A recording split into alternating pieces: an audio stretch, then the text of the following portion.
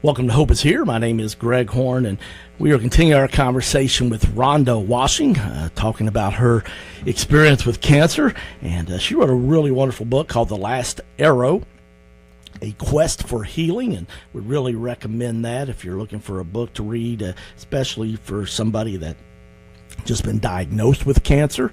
I've not had it, but I love the book. Really encouraged my faith, so I want to encourage you to check that out. But we left off yesterday in our second program with Rhonda about people. She found out she had cancer, but all the people that were praying with her and just the things that God was teaching her about how her and her husband for the first time in their almost 20 plus years of marriage that they started praying 30, together. 32. 32. Wow. There you go, man. Love that. Just Scott, her wonderful husband, they started praying together because, like a lot of couples, a great individual walks with the Lord, but not necessarily praying together. So if you missed that, I want to encourage you to go and listen to the two previous programs. You go to our website, hopeishere.today, and check those out. They're only 14 minutes long. Know you would be blessed. That's hopeishere.today. And check those out or share them with somebody. You can click on these podcasts and send them to somebody if you know somebody maybe that's been diagnosed with cancer. Well, now you've got the point. You're diagnosed with cancer. You're still believing that you're going to be healed, but God's working on your spiritually and on maturing you in your faith. Both your kids now, Danny and Allie, are in college, so you decided to wait and have the surgery after both of them left to go to college. And then you and Scott decided to go just a little getaway to the Smoky Mountains. But talk a little bit about the experience with Danny, your youngest, and where God was working in your life and your heart then. Sure. Well, first of all, Greg, I have to be the world's most sentimental person. And I'd actually kind of tortured myself when it was Allie going off to college. I thought, oh, things are never going to be the same. My baby's leaving, all of that. And I had those same thoughts when Danny left. I'm not saying I didn't cry when we had to say goodbye, but it was such a different experience. Instead of letting myself just go down the path of worry and being sentimental and all of the negative, I trusted God. I just put Dan in his hands, and the experience, my children are a year apart in school, it was so different. Well, that's so cool that, you said the simple thing, I decided to trust God and put Danny in God's hands. And I've had people tell me before, I know you feel like you got the solution, Greg, or a great way, but, you can just trust God with it. And it's one thing to do jobs or selling a house or, work situations. But, boy, it's another to trust your kids with him, isn't it? Oh, I think that might be the hardest. I really do. I think that might even be harder than cancer. But as you said, we went to the Smoky Mountains, and we'd had this trip planned for a long time, and this was supposed to be our getaway and celebrate our new life. The kids were empty nesters. The kids are both in college, and I did want it to be a trip of celebration. I wanted to get a good report, but it didn't come. In fact, we took a hike, and it was cloudy that day, and we went all this way up to see this view of mountains, and we couldn't see them. And I felt like that was kind of symbolic of what I was experiencing. I knew those mountains were there, but I just didn't know what things were going to end up being. I couldn't see that far, but I still could trust, and we can always trust. Well, that's a great visual there. I know a lot of our listeners, myself included, have been to the Smoky Mountains and can just imagine that visual. So you get back and you go into surgery, and they come out to get you. Some wonderful people from your church had come to pray there with you. And I just want to encourage people. I mean, sometimes I know a lot of people have been hurt by a church because the church is full of people, and we all are, have our quirks and just say things sometimes, and Satan uses that to cause harm. And but I just want to encourage you, be a person of grace, or start going back to church, because I tell you, it's during times like this when you need your church family. And wow, I tell you, as I read your book, your church family really stepped up in a lot of ways to support you, didn't they? Oh, so true. And my friends and my extended family and my work family, and it just was so profound, what that meant to us. It was a wonderful time. Lots of good meals brought over, just so much encouragement. Yeah, I've had the chicken pot pie that you talked about. I think I know who made that, and man, that's delish. But I love the thing you said, the surgery, the nurse comes out again, she's got a wheelchair, and you're kind of looking at her, are you sure that's for me? So when you saw that, I guess you kind of realized, man, this is serious. Is that when the reality maybe kind of hit that this is getting ready to happen? It was a sinking feeling, but I can't describe to you the peace I felt, Greg. It was almost kind of humorous, and I mean, obviously, there again, I mean no disrespect. I know there's nothing funny about cancer, but when she brought out that wheelchair, I said, is that for me? And all of the people that were there kind of laughed, and I thought, okay, these people waiting with us in the waiting room that we didn't know thought, okay, what's with these crazy people? They're laughing and kind of celebrating, and something horrible is happening. But it can be that way, as awful as things can be. And I'm telling you, cancer is ugly and horrible, and it was hard. But I just had that peace that I had never experienced. I'd heard about it, but I was just flooded with it. So what you're telling me then is that, the Bible talks about there's a peace that God provides that passes all understanding. So even though you're getting ready to go in for cancer surgery, you had that peace. So I just want to encourage people. I mean, God will not leave you. He won't forsake you. He wants to help you, but you need to invite him into whatever the storm is in your life. So speaking of the storm that will you back to surgery, I thought it was wonderful in the book. You shared that you asked the surgeon if you could pray for him, but I also thought it was another powerful question that you said to him.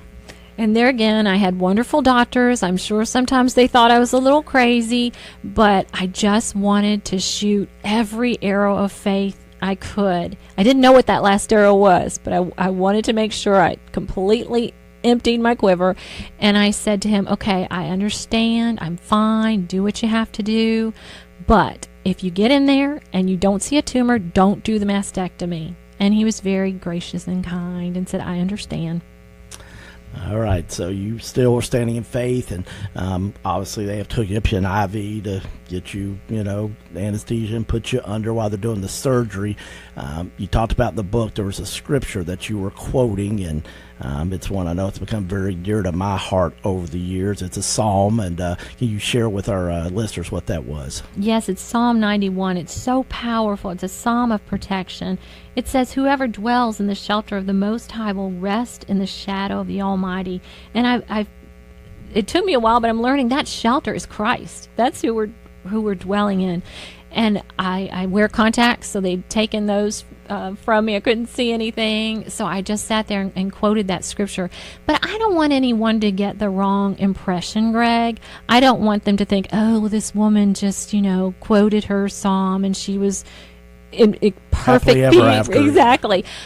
When they started that IV, something happened to my body that it was just incredible and so intense. It started at my feet and shot up through my entire body. I remember specifically this intense pain in my nose. And I thought, what is going on? And I said to the nurse, oh my goodness, something's wrong. I thought, oh golly, I'm allergic to something. They put strychnine in my IV. What on earth is going on? And she was very calm, and she said, you're having a panic attack. And I thought, no, this is so physical. A panic attack is when your heart races a little and you feel a little uncomfortable. There's something physically wrong here. And she just was very calm, and she told me to breathe, and then the feeling did subside. So I don't want to try to paint a picture of rosy, I was just wheeled off and everything was awesome. I mean, this was a very, very scary thing. And so, yes, God's peace is amazing, and it passes all understanding. But it's there for you, even if you're faced with something intense and horrible. You can rest in that, and I did. And then that's when I started quoting Psalm 91. And yeah. Well, I love that. That is, God's still there even when it's tough, and but you pressed into him. The surgery, you had to have the mastectomy. Surgery went well. You went home to recover, and so after the third day, you were supposed to be able to take a shower, and take your bandages off, and where you'd had the mastectomy. Tell us about that experience.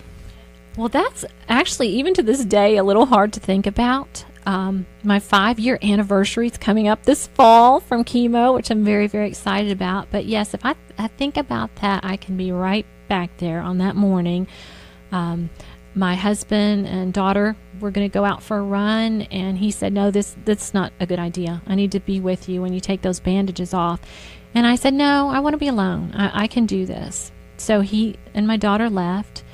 And the truth, Greg, I tried to take those bandages off, and I became hysterical. And it was just too horrific. And my son heard me, and he immediately texted my husband and got an immediate response back. Scott told me later that God had told him, head home. Rhonda needs you. And so Scott was actually the one who took those bandages off for the first time, which you feel like a helpless child. It's just horrible, but it's also amazing to have someone who loves you that much and who's there for you through better or for worse. And again, I know not everyone has that. And I want them to have the support of a church and a family, as you said earlier, but to also know that Christ is always there. Well, so a couple weeks later, you've got to go for your post-surgery appointment with your oncologist, wanting to find out, hey, the cancer spread. What were the results from your surgery that you'd had the few weeks before when you had the mastectomy? Well, she told me it was stage 3. There was actually some cells in a lymph node, which is always a bad thing. But she said that it was a very unique case, that the tumor was actually encapsulated. She said she'd never seen anything like it, and she actually talks about me at medical conferences she goes to. And Greg, surgery was the right decision for us at the time. I don't know all the details. I don't know the physical, everything that happened, but I just know that God needed to heal more in me than cancer, and He did. He made something beautiful and new in me, and I think that part of that was going through this experience. Well, it's interesting you say that. Our listeners know that I went through a flood of my business and went from going to be a multimillionaire in my mid-30s to being $2 million in debt overnight because I didn't have flood insurance, or hadn't been a flood in Cynthiana, Kentucky in 89 years.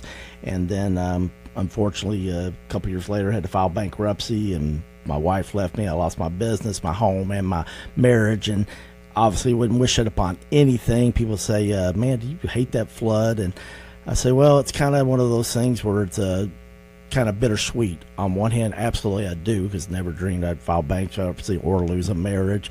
But it's also the floods when my faith became real. Mm-hmm. My salvation was intact already, but my faith became real. And a lot of the scriptures I quote today during storms in my life come from that. So it sounds to me like you found that to be true too.